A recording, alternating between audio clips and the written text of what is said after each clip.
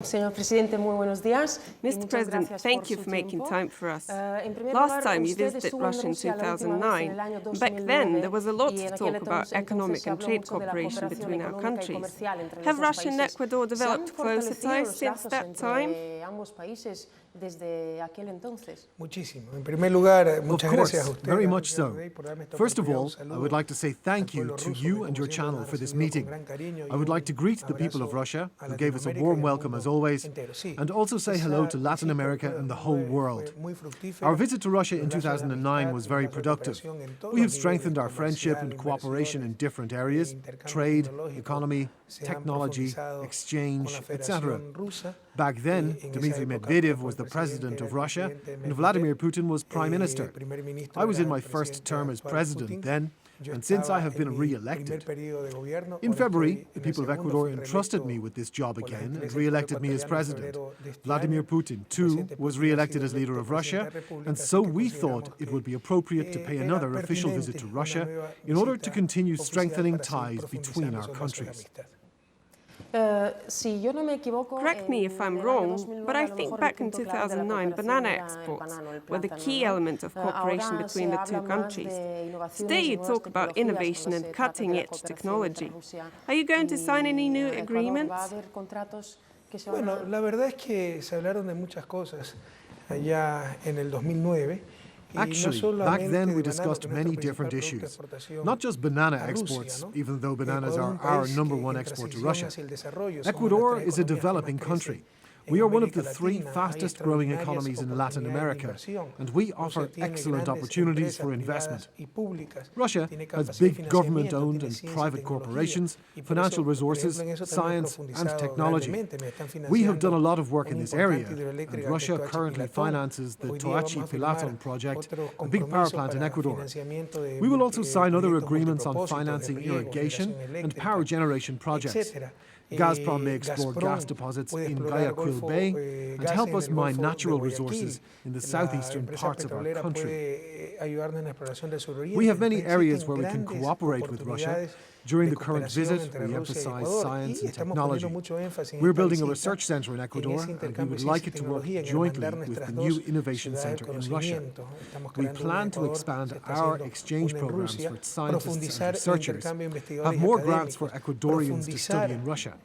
These grants will be financed by both the Ecuadorian and Russian governments. We want our young people to attend Russia's excellent schools. So our partnership is much more than just trade and banana exports. Our emphasis in the current visit is different.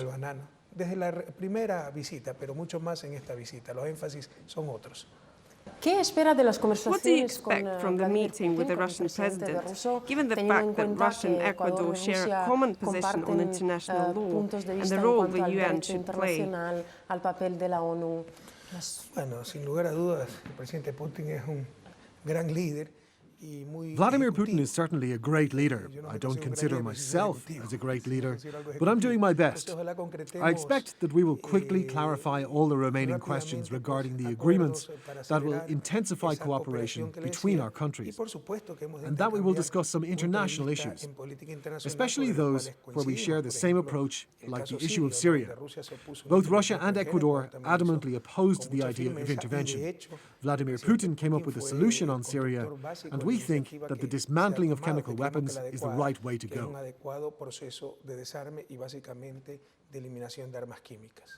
Do you say that this was a victory for Russian diplomats? Of course it was a victory. This was a very important victory for Syria and the whole world. Russia prevented an invasion, and I don't even know how many presidents are now involved in the process of disarming Syria. I'm referring to chemical weapons, of course. You are, first of all, an economist. Yes, but I'm a good man. Right. What do you think about the current situation in the US? Recent events could send shockwaves throughout the world, endangering other countries' economies. Was the world ready for such a global impact?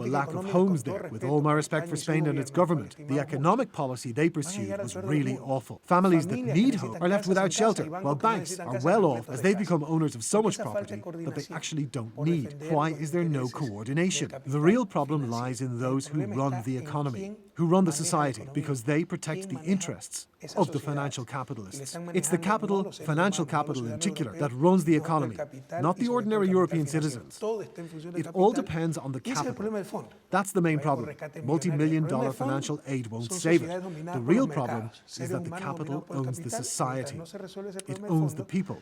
Until this problem is tackled, the recovery will be a challenging task that will require a lot of effort. But what's more important is that they will continue this crisis and will not take any measures to overcome it in the near future. You mentioned Spain. Until recently, it was a destination where many Ecuadorians fled in search of a job. The situation has changed in the past years. We've been to Ecuador many times, and every time we saw Spaniards who'd come to Ecuador and lived there. Do you feel this change happening? Will Latin America become the promised land for Europeans? Déjeme completar un poquito la idea anterior porque la es incompleta, ¿no? Entonces, let me get back to the previous issue and finish with it first. The main way to revive growth and employment in Europe is to push for an active currency policy. This could trigger off an inflation hike. Who will benefit from inflation? Those who own a lot of liquidity, i.e. the financial sector. Again, everything depends on the financial sector. The euro crisis is not a real crisis that shatters the foundations of the economy. It's a crisis of coordination. The main instrument of public coordination is currency, which they are reluctant to use and seek to protect the interests of the financial sector first. That's the main reason. You could try to disguise this with nice words, talk about science and technical precision, but in reality, they simply defend the interests of the financial capitalists and private European banks. They are not protecting the interests of ordinary people. As to your next question, yes, it's a time of hope in Latin America.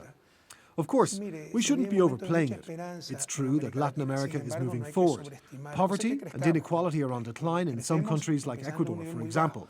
But it's still a long way before we can reach European living standards. Indeed, we are seeing a high pace of economic growth, but you have to bear in mind that initially we started out with a very low level. Europe is stagnating, but they've already achieved quite a high level. Growth is all about a gain in production capabilities, the ability to produce goods and services. In Europe, the production capability is now flat, but it boasts huge output volumes anyway, which helps them to meet the needs of their people. Latin America has just started building a foundation for this, and if we keep on doing it, we will be able to significantly move forward. Today, Latin America is a region with vast opportunities. One of the biggest tragedies for me was the massive migration that our country went through earlier. About 2 million people left Ecuador in just a couple of years. They had to leave their home country in appalling conditions, on overloaded boats which often sank, killing hundreds of people. Their goal was to cross the US border to get to Spain. The massive outflow took place after the 1999 banking crisis, caused by neoliberalism and deregulation of the financial markets. The situation was very similar to what is happening in Europe today. It was very painful for me as an economist to watch our economy and the social sector going underwater. And so I feel very blessed with the opportunity to see a reverse trend taking place. The migrants are returning home. Many Europeans, including from Spain and Italy, come to Ecuador in search of a better life. So, of course, Latin America is a territory of vast opportunities, but it doesn't mean that we've tackled all of our issues. It's just the first steps, and we need to move forward along this road. Probably the fact that you returned its nationhood to Ecuador is your key achievement as president of the country. Yes, and I already mentioned that. We've achieved a lot, but we still have much ahead of us. However, we succeeded in the key thing. We put an end to hopelessness. Back in 2007, the country was completely dispirited and torn. It was a country that had lost its dignity. The idea that we were absolutely useless was instilled into our minds. The country didn't even have a national currency after the crisis of 1999 because our precious jet set had decided we were genetically less developed and so couldn't even have a national currency. It never occurred to them that it was all about who controlled the country's politics, economy and the mass media. It was an issue of political character. So the country was dispirited, let me repeat. We are nowhere near saying all our problems have been solved. But there is hope for Ecuador at this point. The country's dignity and self-confidence is back. There is nothing we wouldn't be able to achieve, and that is the major breakthrough of the revolution. You mentioned that previously the people of Ecuador were used to thinking of themselves as of second-rate people. On the other hand, there are Americans who, as you said, think of themselves as a superior nation. I'm referring now to Barack Obama's speech where he talked about the USA being exceptional. In one of your interviews, you said that this is very dangerous. Why? Don't you think that the Americans have long since got used to thinking of themselves as superior to all other nations? Let me expand on what I said. One of the main tools that were used to make the people of Ecuador get used to the idea that things like good roads, quality education and so on are not for them, but for some other people, people of the first world. Well, one such tool was mass media, that through these kinds of messages, whether consciously or unconsciously, hindered our development. The USA has always believed that they are above the right and wrong and can force any political agenda onto others, and so on and so forth. All this is in the past now. Also, speaking of the USA, I lived there for some time, and I would agree that the American people are indeed exceptional people, just as much as the Russian people are. Just think of the enormous sacrifice the Russian people made in order to secure the victory in World War II. It was the USSR that made that victory happen. Such cities as Moscow and St. Petersburg, which I visited yesterday, were awarded the titles of hero cities for their contribution to the victory. Just think of it. 20 million Soviet people died in that war. The US lost 500,000, while the Soviet Union lost 40 times that. I believe every nation is in a way exceptional. The problem is that it is extremely dangerous to think of oneself as exceptional and entitled to the right to decide what is good and what is bad. And I'm afraid that this is exactly what happens often within the USA and is reflected in their foreign policy. They believe they have the right to decide what is right and what is wrong, whereas we are all parts of the multipolar democratic world that has its rules and norms that are to be followed, and not the orders of one government that believes in being exceptional and is acting like the world's policeman. And while doing that, gets caught in controversies such as the mass espionage scandal that surfaced up lately, or the incident with the chemical weapons that were discovered in Panama. Speaking of espionage, you said that you hope that this unfair world order will soon come to an end. What do you think the world will be like in about 20 years from now? Do you believe something will change? Well, I specialize in economics, not in predictions. We are realistic idealists. The thing is that the world order is more than simply unfair. It is immoral. I'm going to speak about that tomorrow at the People's Friendship University. I'm going to say that in this world, everything depends on capital. And I call it the supremacy of capital. I'm going to speak about how alternative political processes, such as the one we have in Ecuador, the process striving for social justice, are counteracted not only on the national level, but also on the international level. They face counteraction of the international mass media, international capital, and the powers that want to subdue our nations and don't want us to be free. But we are also aware of the fact that one of the most glaring mistakes made by the left-wing forces in our country is that they think our countries can change this world order on our own.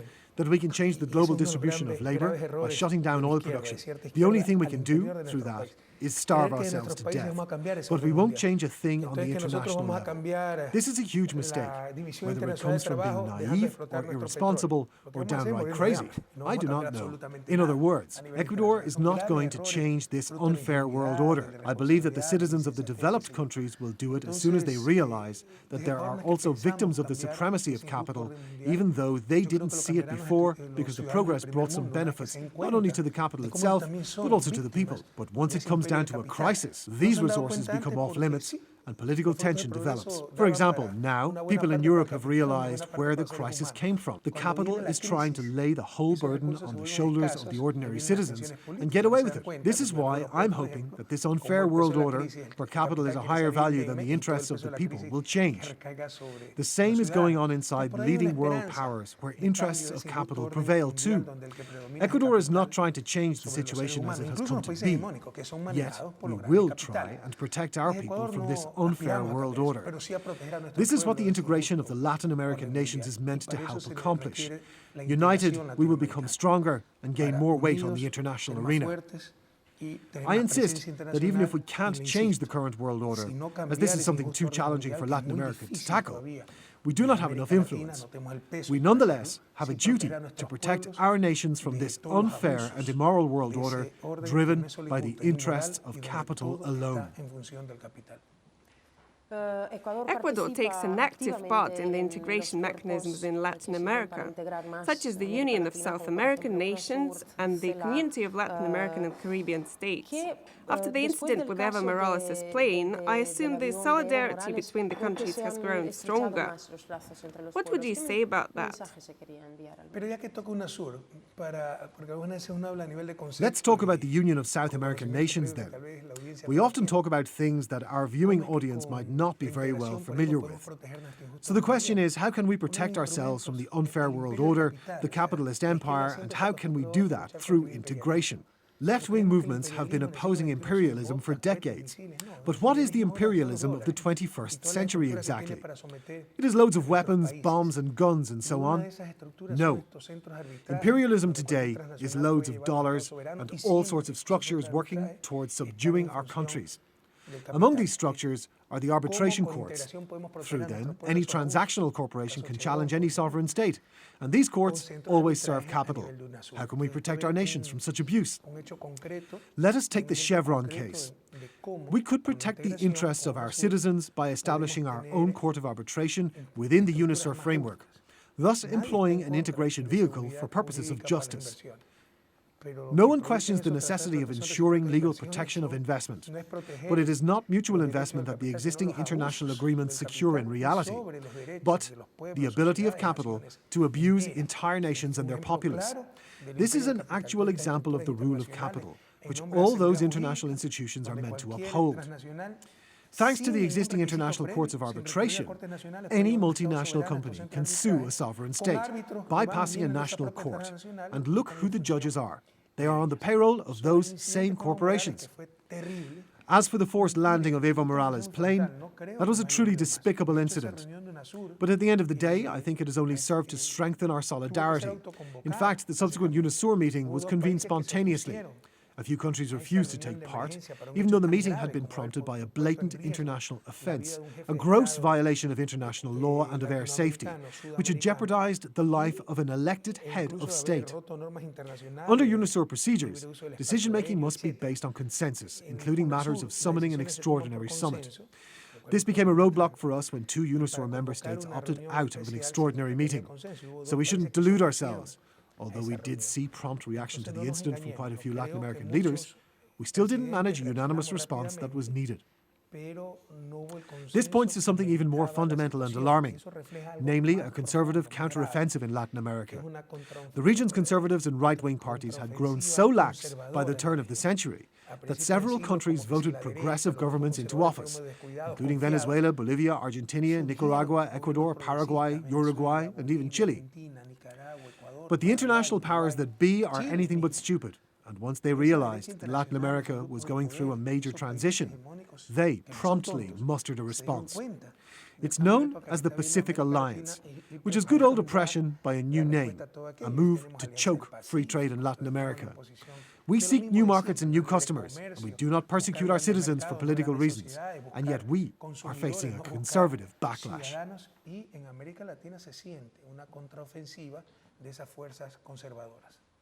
Mr. President, you've mentioned the Chevron Texaco case. That company inflicted devastating environmental damage on your country by dumping toxic waste into the Amazon rainforest. I know that you recently visited Lago Agrio in order to assess the environmental situation and bring it to public attention. But now there is a new challenge. Chevron has filed a lawsuit in the Permanent Court of Arbitration demanding that Ecuador and not Chevron should indemnify the locals in the polluted areas. Meanwhile, it is Chevron who owes Ecuador a total of 19 billion in damages. Could this be a new ploy aimed at bankrupting your country? This case is yet another manifestation of the imperial rule of capital. Its pet courts produce rulings that absolve multinational companies of any responsibility for their misconduct.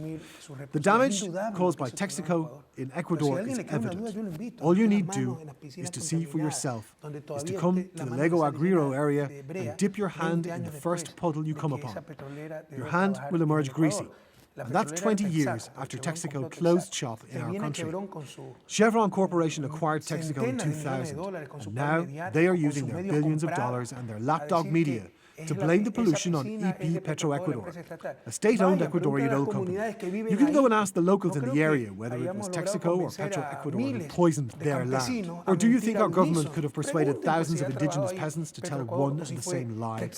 Texaco's fault is evident and impossible to cover up, but Chevron executives apparently have no conscience. In fact, the rainforest communities initially wanted their lawsuit against the company to be decided by a New York court.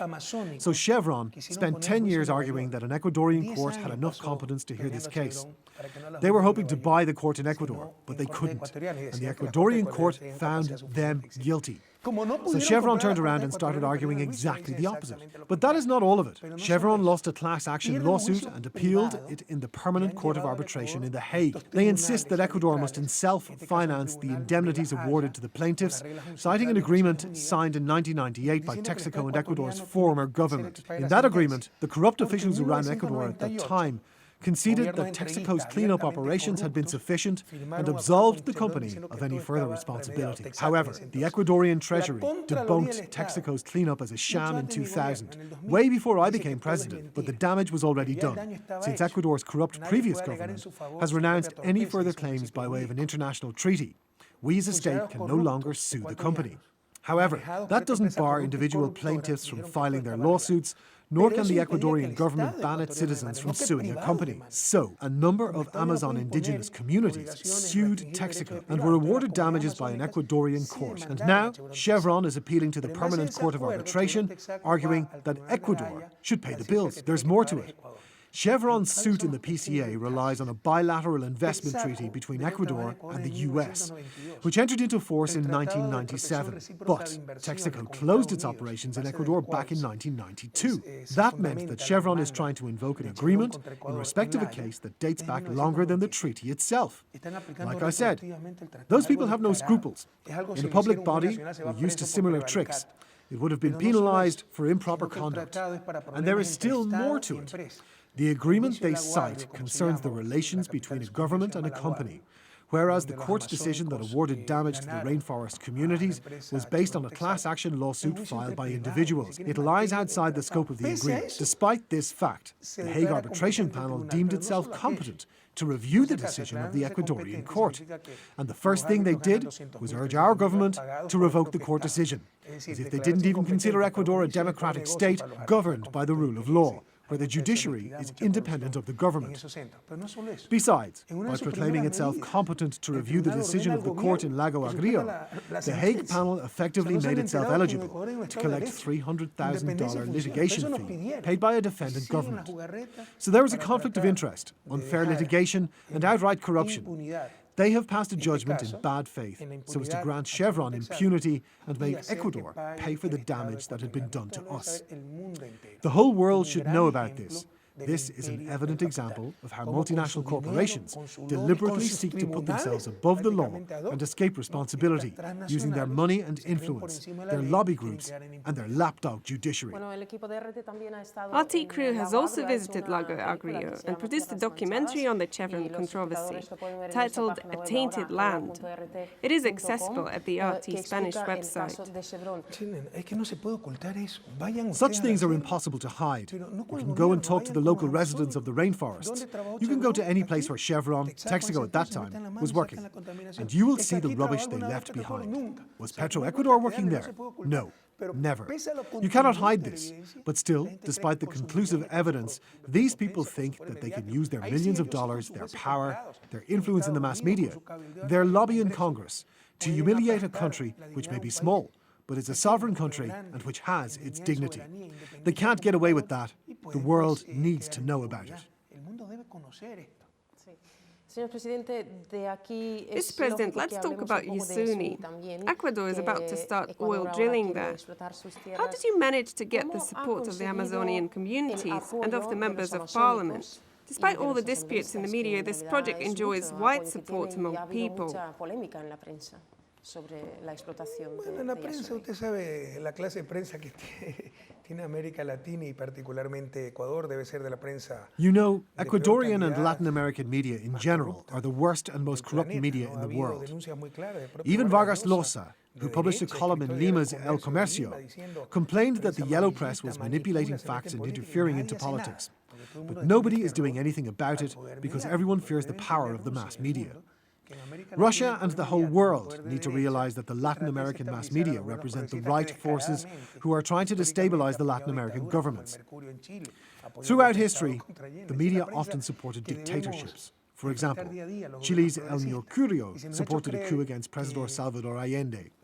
Progressive governments have to deal with this kind of media day after day. Some try to convince us that to protect the media is to protect the freedom of speech. But actually, they are private, illegitimate companies which are each day opposing progressive governments. They will be held accountable for this. The community has the right and obligation to control the media, which are not manufacturing neckties or CDs, but are ensuring the most important right, the right to information.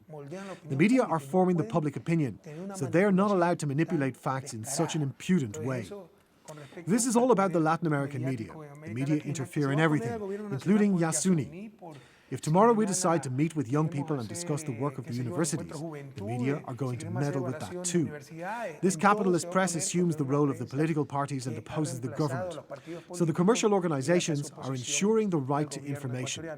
This is a contradiction: commercial entities and rights. The decision regarding Yasuni was not the hardest one. It took us 6 years to come to this decision. This was the Ruptura Movement Initiative. We expected international organizations to make sure that Ecuador's national park, with immense biodiversity, is preserved and undamaged. I'm not talking about the park itself, but about its oil reserves, an estimated 800 million barrels of crude oil. Drilling would cause 400 million metric tons of carbon dioxide emissions. To avoid this, we were ready to leave the oil there. But this would mean that Ecuador would lose billions. We asked the international community to pick up at least half of the burden, but their share was insignificant. They took practically no responsibility because the amount of money we received was not enough. I decided that I couldn't kowtow to companies participating in the global contamination without thinking about the people of Ecuador. We were always saying that we're going to do the drilling according to the ecological and social requirements. After this decision was announced, most people supported us. We got the support of our party and of the National Assembly. So we are about to start the drilling. But you cannot forget that the press stood up to protect the environment. They didn't care about the rainforest before that. Some political factions which lost the elections used this forced, difficult decision to lobby their interests in order to restore their political reputation. We're used to this. We know the people of Ecuador support us. We realize that we've made this difficult decision, but it was necessary. Mr. President, one important issue left to discuss is the one you mentioned today already. It's the US-led espionage that many Latin American nations have been found to be victims of, such as Brazil and Mexico, and recently a similar story emerged around Angela Merkel. Nonetheless, it appears that the USA has not had any serious consequences to deal with over all this, and their allies, including Germany, keep supporting them. Is this what you meant when you spoke about the imperialism of the dollar? It is one of the aspects of imperialism. The USA is controlled by transnational corporations. The level and scope of injustice that is going on today is such that it is simply impossible to understand how the mankind is letting it all happen. I believe that the main goal of the 21st century is to find a way to establish people's control over capital. I read a report recently saying that the annual income of one of America's richest people has exceeded $2 billion. That means his daily income is about $2 million. That means that over the 30 minutes we've been having this interview, he made $500,000. It is unbelievable, and so all of these developed countries are dependent on capital. I'd like to point out that earlier, while a lot was being invested into the technical research and development, everyone was okay with it. But once the crisis began, money resources dwindled, and the political situation grew tense to the extreme. This showed the US that it, too, is a slave to capital. As for the espionage issue, I'd like to say the following. First, the US said that they needed it to fight terrorism. I don't know if one can connect Angela Merkel with terrorism, but I believe it is clear now. That's a good point. It is clear now that this is done in the financial interests of the transnational corporations. But if we imagine for a second that it wasn't the US, but Venezuela, Bolivia, Cuba, Russia, Ecuador, or Argentina involved in espionage, they'd have long since been called to the International Court of Justice in The Hague as perpetrators and dictators. Unfortunately, this is not going to happen in the case of the USA, since justice is not working efficiently at the international level. The litigation around Chevron is a proof of that. There is a saying that it is over 2,000 years old which says, justice is nothing else than the interest of the stronger. And the USA is exactly the stronger one here. It's been a year since Julian Assange was holed up in the Ecuadorian embassy in London. Edward Snowden is now in Russia.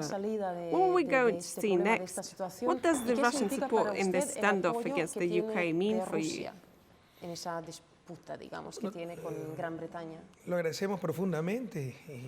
We do appreciate Russia's support and the support of people from many other countries that stood up for us, including the English people.